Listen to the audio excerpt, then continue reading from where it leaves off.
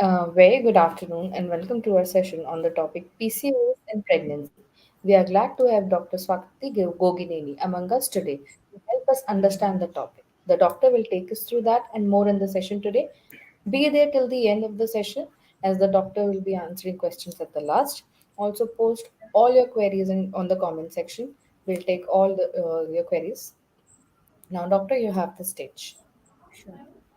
Yeah, so good morning, everyone. I'm Dr. Swati Gogineni. I'm a consultant obstetrician and gynecologist and infertility specialist. I practice at Apollo Cradle Jubilee Hills and also at Apollo Clinic in Manikonda. So today I'm here to talk about PCOS and pregnancy. So I think PCOS is a common term. We hear it, everyone, like almost all the patients know this term called PCOS. So it stands for polycystic ovarian syndrome. So what exactly is PCOS? So as the name suggests, it is not like multiple cysts actually in the ovaries, but they are like too many follicles, like tiny follicles. Follicle is the place actually which carries the egg. So too many follicles in the ovaries, and if they are present on both the sides, it's actually called as polycystic ovaries. And this is actually a syndrome. It's not confined to just multiple follicles in the ovaries, but this can actually cause a lot of hormonal imbalance. Okay, why? Because see, these follicles are very immature, and they contain some unhealthy fluid. It's actually androgen rich fluid. Androgen is the male hormone. So androgen rich fluid, and that causes a lot of hormonal imbalance. So why exactly is this situation coming? So mainly because there are multiple reasons. It is actually multifactorial. Okay, so you can have a genetic origin, and we are seeing that mostly nowadays, or it can be a number of acquired reasons. Like it can be because of an unhealthy lifestyle, where it's because of unhealthy dietary patterns, it's because of lack of exercise on the patient's part, too much of stress and strain, and a lot of pollution also to blame, because multiple like hormones present in all the things around us. So that actually leads to a lot of estrogen consumption. So all these actually builds up something called a hyperestrogenic state in the body, like lot of estrogens. There is an imbalance between the estrogen and progesterone, and there is also this lot of androgen rich fluid present in those follicles. So all these lead to the hormonal imbalance. So what causes PCOD? It's not like we cannot just say this is the reason for PCOD. It is multifactorial. Now, because of its too many causes, we are seeing, like if you see 10 people in the OP, actually even 6 or 7 are having PCOD. And PCOD can affect individuals right from the age of puberty, like say from 12 years, 13 years. It can cause symptoms even till menopause. Okay, so it is very vast. And initially it was seen only in obese people, so they could we could blame only the lifestyle, like a lot of weight and all. But then there is another category called lean PCOD. The patient is very lean, but then still suffers from all the symptoms and signs of PCOD. So what are the common problems? See, PCOD doesn't mean that if PCOD is diagnosed on scan, you will be having all the symptoms. It can just be asymptomatic. It can just be a polycystic ovarian appearance of scan, but which really does not affect you or cause any gynecological symptoms. So this category patients really need not worry, and no intervention as such is needed apart from maintaining a healthy lifestyle.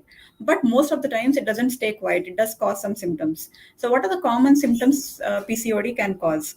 First and foremost is menstrual irregularities. So they come to us with irregular cycles. It's like they usually normally should bleed once between 22 to 35 days, but then they usually, these patients have prolonged periods, or they can have some irregular bleeding pattern, on and off spotting. Like they can bleed, like say once in 40 to 45 days, and again they can bleed once in 15 to 20 days. So they have irregularity.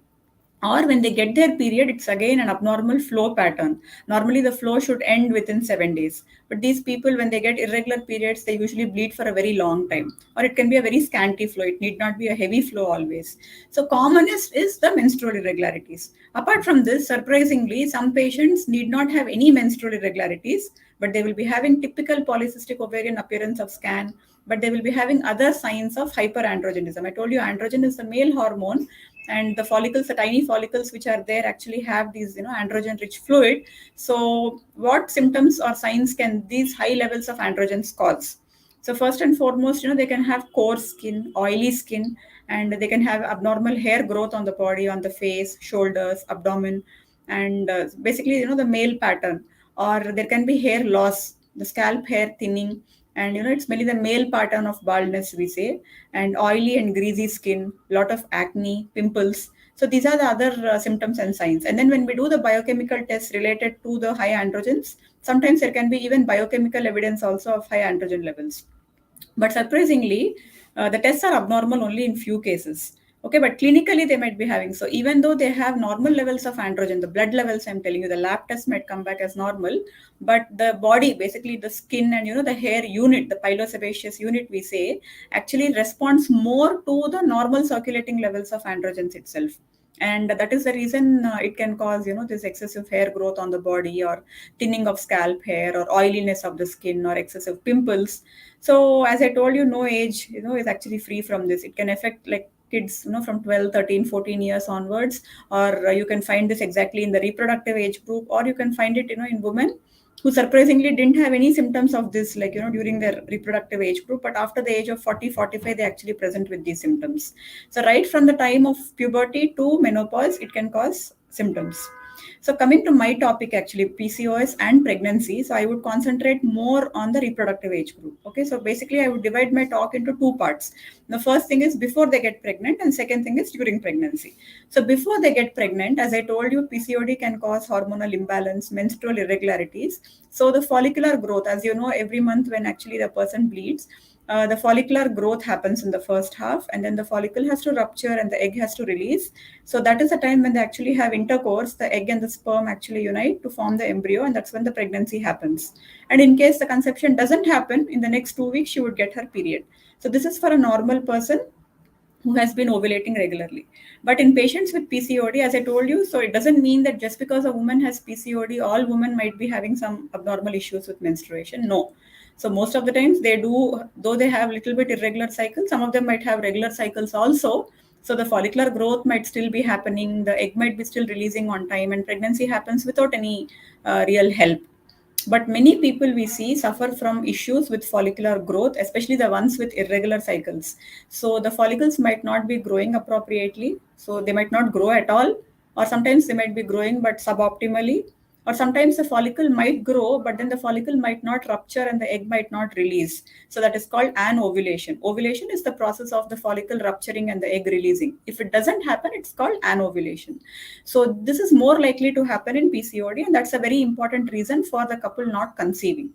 So when a person actually comes to us with, say, history of irregular cycles, especially when the woman is obese and all, we do evaluate for PCOD. We do counsel them regarding some problems with abnormal follicular growth or ovulation, because they might be needing some help to conceive. And there's another section of women who come to us after having tried for, say, 1 year, 2 years, still things not happening. Yes, we have to go back into the history, take a detailed menstrual history, and we also might have to do, serial scans in a natural cycle first to find out if the follicular growth and ovulation are happening or not. And if not, we might have to help her with some medication. So this is about the difficulty the woman faces to get pregnant. So how do you help her? Especially when a woman with PCOD, let it be a lean PCOD or an obese PCOD. So first and foremost, when a couple comes with difficulty in conceiving, we have to take a detailed history. We have to make sure they've been trying for a sufficiently good amount of time. They've been having regular intercourse and they should not be using any protection. And we should take a detailed menstrual history, cover all the points that I told you about, and do a thorough examination where we look for signs of hyperandrogenism, like hair thinning or excessive hair growth on the body, facial hair, sometimes sensitive issues women might not address, but you might have to ask some leading questions, and look for oiliness, acne, and look for hair growth elsewhere on the chest, abdomen, and of course a gynecological examination also. And we do an ultrasound examination to see how the ovaries are, especially the ovarian volume, the number of follicles in each ovary.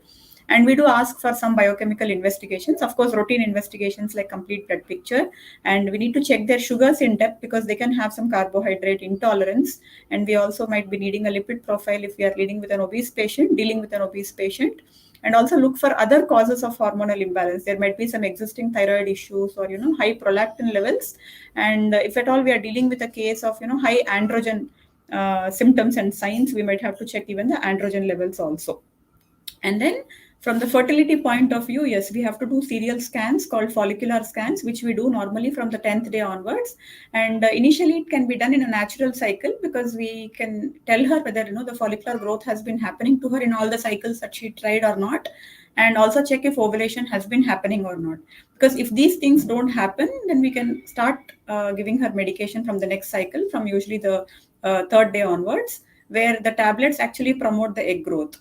And then again, of course, we have to do serial scans to make sure she's responding to tablets. And apart from just this medication, very important aspect of PCOD management is lifestyle modification. So though she has been having her follicular growth and ovulation regularly, or even if she's not having, the management of PCOD starts with a healthy lifestyle. So as I told you, there are multiple reasons why PCOD starts, and as I highlighted, unhealthy lifestyle is very important cause of PCOD. I think rectifying that is one of the most important things before giving any advanced treatments. So we have to advise the woman to take a low carbohydrate and low fat diet, because there's a lot of carbohydrate imbalance and a lot of intolerance, tissue level resistance building up in patients with PCOD. So we have to ask her to take a low carbohydrate and a low fat diet. And second thing is, it's not just a diet alone. So see, we might be dealing with a lean PCOD. So if you just look at her leanness and think she's following healthy lifestyle or her biochemical parameters are normal, that's not the case always. So the same advice has to be given even to lean PCOD also, and also regular exercise. So for obese patients, of course, exercise is to improve your metabolism and to lose weight. Now a lean PCOD patient might say, she's already lean, so you don't want her to lose more weight, but she's still having that resistant type of PCOD. Okay, so here exercise actually helps her not only to just lose her weight in numbers, but it's also to improve her tissue metabolism, and thereby it actually reduces the resistance. So even lean PCOD patients, the follicular growth might not be happening, or the ovulation might not be happening, or sometimes when we start medications, she doesn't respond to medications, which means there is a lot of resistance, in her ovarian level, endometrium level. So if she could do exercise, and it's not just to lose weight, but the metabolism and the resistance would actually be better, so she would respond better to medications. So we start off with a healthy lifestyle, and then of course if she needs any medications, we would be giving. And down the track, depends on at what level she might respond and whether there's any other coexisting male factor or not. So it might just end with just healthy lifestyle and nothing else. She might conceive naturally, she might lose some weight, and the tissue resistance improves, and then she just responds and conceives spontaneously. Or there is another group of people who will be needing medication, so that is called ovulation induction. Or of course, more you try with ovulation induction and still things don't improve, or she might be having some other multiple fertility related issues. We might have to suggest even intrauterine insemination or IVF also. Now, as a treating clinician, my job doesn't end with just the woman conceiving. Okay, so her main problem when she came was, yeah, she was not able to conceive. Yes, I did help her and she conceived. But the job doesn't end there, because PCOD is still there with her, and PCOD can cause problems even during pregnancy. So that is a very important topic I want to actually stress on today.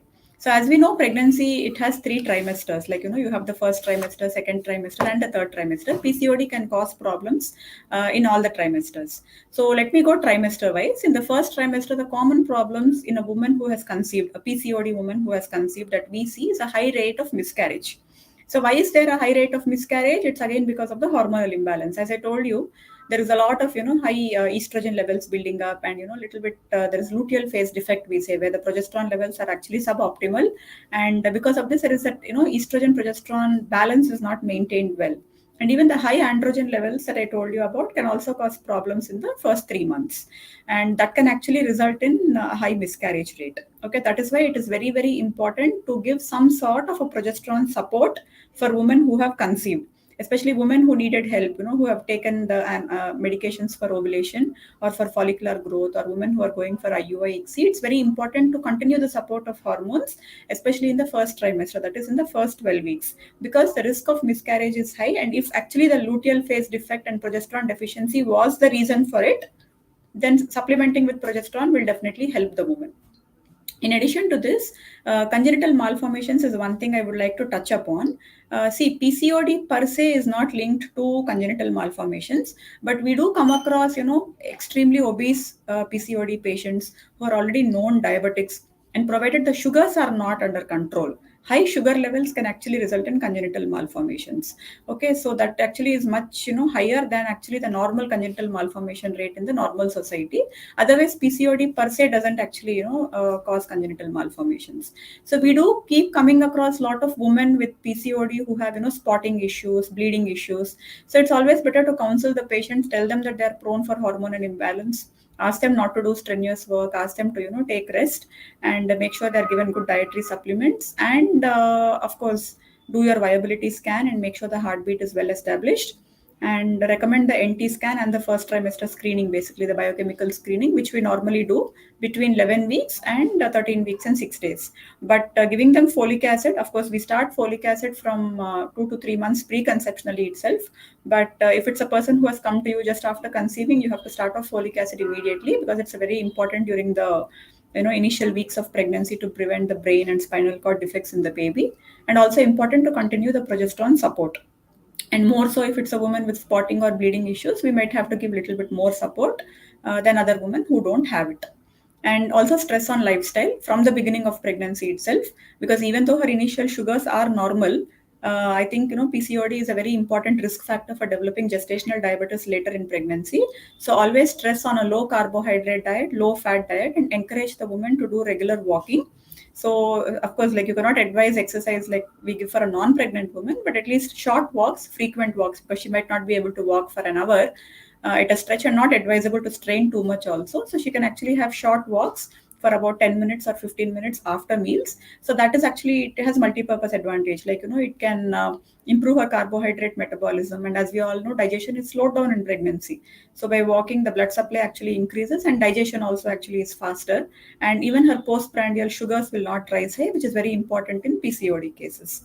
And the stress upon the weight gain from early weeks itself. So see, average weight gain during pregnancy, I would say, is around 11 kgs, 10 to 12 kgs. But if we are dealing with a PCOD woman who is already obese or overweight, I would recommend a much lower weight gain throughout pregnancy. So in the first 3 months, even if they don't gain weight much, it's fine. We often even see people losing weight because of not able to take food, or suffering from nausea and vomiting, which is actually good. It's a good sign. And especially when we are dealing with obese women, tell them that even the normal weight gain of 10 to 12 kgs is not good for them. So encourage them not to gain weight, if not to lose weight. So I think you have to tell them about the healthy dietary pattern, and also to do walking. It will help them even not to gain weight, and of course it will prevent added complications also. And coming to the routine first trimester test specific for PCOD, so basically all pregnant women are at risk for developing gestational diabetes. More so our ethnicity, we are at risk of developing gestational diabetes. So PCOD per se is a very important added risk factor for developing gestational diabetes. So I think early screening for gestational diabetes is very important, and that's what even I follow. And because basically our race and the pregnancy per se, and she might be having a family history, she might be overweight very commonly, and of course having PCOD. So all these are risk factors. So check with the glucose tolerance test early in pregnancy. So many cases that we picked up by doing this test early.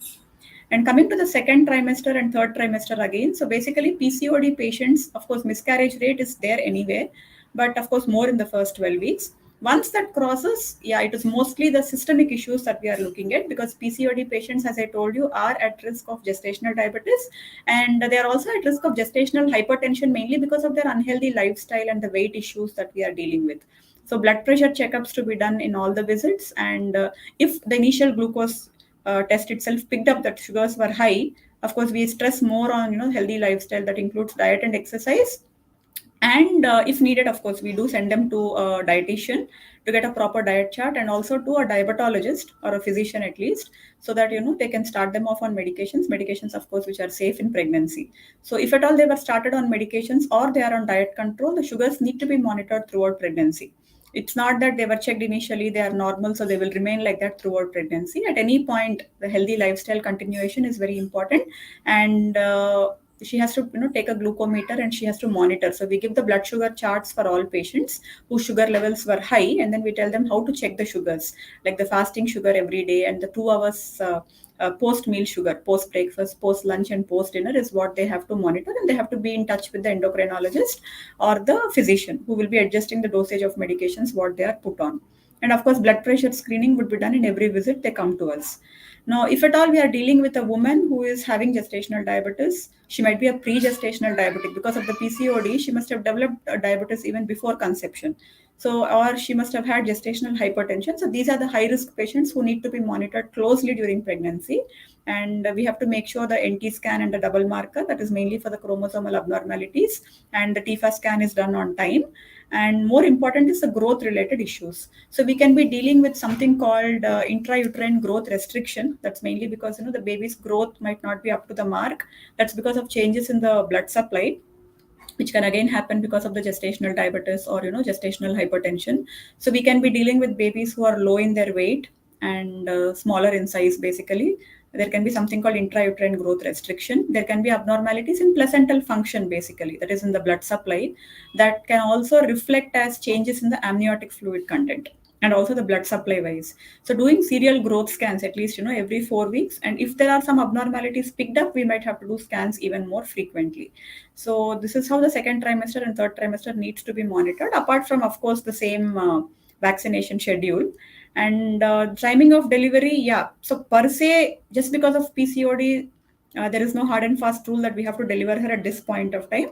But we do take into account all the other issues, right from the time, right from her weight to the presence of gestational diabetes, gestational hypertension, any other comorbidities, and how the baby has been growth wise, then how the amniotic fluid has been, and any abnormalities on Doppler. And based on all that, we plan the delivery. And of course, cesarean section is only for obstetric indications. Otherwise, per se, polycystic ovarian syndrome doesn't warrant the woman be delivered by cesarean section. But of course, where we are dealing with extremely low birth weight babies, abnormalities in Doppler, very low Leica, that we are dealing with stressed out babies, cesarean section only for those reasons.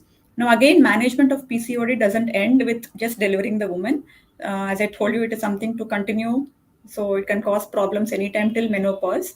So I think the woman has to maintain a healthy lifestyle even after delivery. So she has to follow a low carbohydrate diet, a low fat diet. She has to do regular exercise, and also make sure she doesn't gain a lot of weight, because so many times we see conscious patients who don't gain a lot of weight during pregnancy, but when it comes to post delivery, for feeding sake or whatever, they just neglect their lifestyle, whatever they followed till now, and they gain a lot of weight, which is again not good in the long run.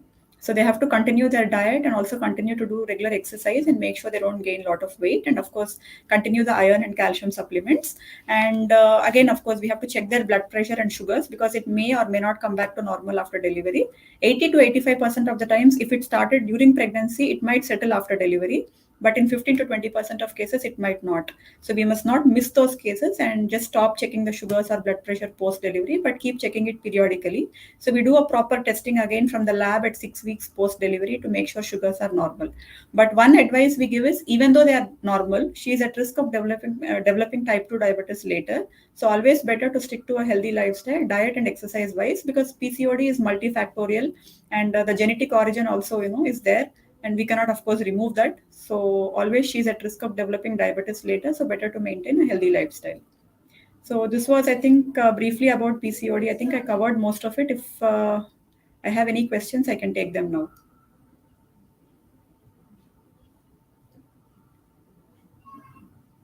I don't see anything in the chat box, so I think I have made it clear and there are no doubts.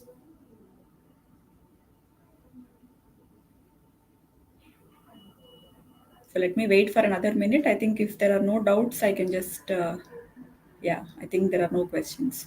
So thank you. So if there are any doubts, if you want to visit me personally, I think you can come to Apollo Cradle in Jubilee Hills in the mornings, or Apollo Clinic in Manikonda in the evenings. Thank you.